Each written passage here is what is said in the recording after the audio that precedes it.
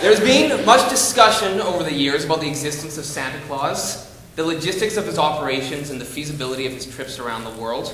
But I think that in this day and age of constant surveillance, it is unwise to doubt that we are being constantly monitored by unseen entities judging us on whether we are naughty or nice. And I stand before you today with new information that, in the tradition of WikiLeaks, will shed light on exactly what is going on in the secret world of international intelligence and operations. Documents have been given to me by a source, a secret government agent who chooses to identify himself only as Edward Snowden. True to his name, Mr. Snowden is in part of a joint operation between Arctic countries that include among them Canada, the United States, Russia, and various Nordic nations. The unofficial name for this secretive coalition is the CSE, or the Christmas Security Establishment. It is a well-known fact that the North American Aerospace Defense Command, better known as NORAD, has been tracking Santa's movement on Christmas Eve for a number of years now. They even go so far as to live tweet his progress around the world in real time, sharing photos and locations. What is less well known is that data gathered by NORAD and the CSE has been used to pinpoint the exact location of Santa's workshop and headquarters. I will not divulge this location, but suffice it to say that it is north, further north than any other human habitation in the Arctic Circle. And like so many places in the Arctic, it is in disputed international jurisdiction. In the past, world powers may have been content to let Santa continue to operate outside of their boundaries, but times have changed. As the Arctic ice melts faster than before, it is becoming more and more likely that the Northwest Passage will become a valuable commercial shipping route, bringing Europe and Asia closer together than ever before. Whoever controls and claims this trade route for itself, it would pay off in dividends. This has led to a number of displays of power in and around the North Pole. Russia sends in submarines, America flies planes, and Canada buys icebreakers and builds an Arctic training center.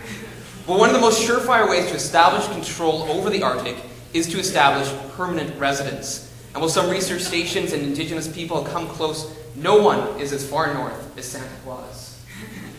According to the documents provided to me by Mr. Snowden, Russian officials approached Mr. Claus about forming a political alliance that would see Santa's workshop become a part of the Russian Federation, thereby securing exclusive international rights to the entire region.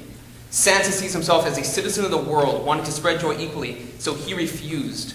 It is for this reason that Russian agents are denying the existence of Santa at all. If he can't be used to help bolster their claims to the north, they don't want him standing in their way of their ambitions. It is a classic imperialist tactic, and one I expect other nations to start using soon. I'm afraid that our opponents have been duped at best and compromised at worst.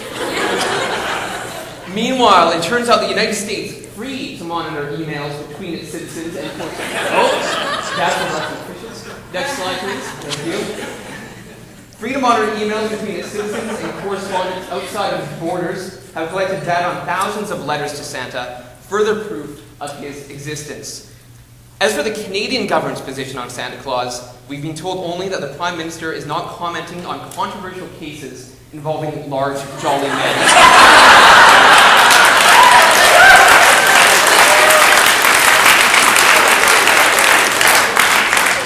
Before ending this presentation, I would like to make one final point. One of my opponents, Mr. Neil Godbout, is the editor of the Prince George Citizen, this city's newspaper of record. The Citizen has established a relationship of trust with their readers over many, many years. And what do I see in the pages of the Citizen as I read it these days?